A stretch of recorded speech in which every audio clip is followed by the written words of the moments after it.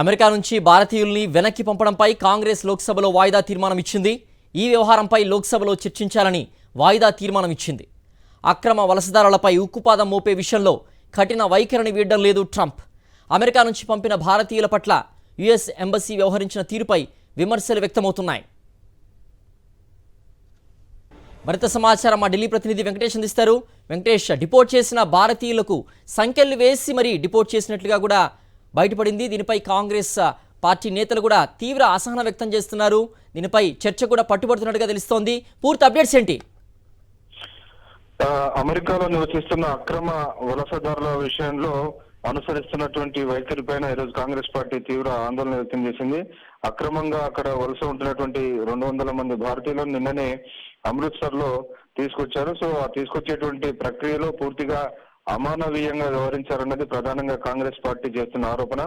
అలాగే దౌత్యపరంగా సరైనటువంటి పద్ధతులు అవలంబించిన కారణంగా భారతీయుల పట్ల చాలా అవమానకర రీతిలో అమానవీయంగా అమెరికా వ్యవహరిస్తోంది. సో ఈ మొత్తం వ్యవహారంలో భారత దౌత్య శాఖ పూర్తిగా విఫలమైందనేది ప్రధానంగా కాంగ్రెస్ పార్టీ చేస్తున్న ఆరోపణ.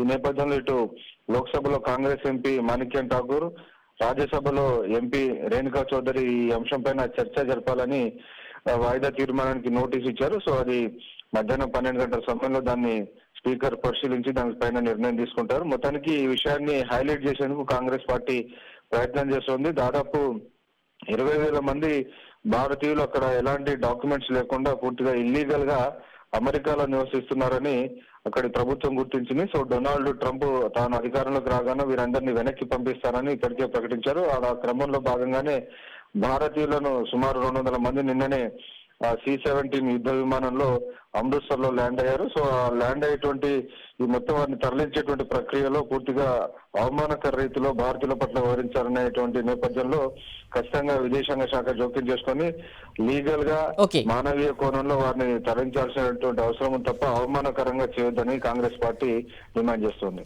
ఓకే వెంకటేష్.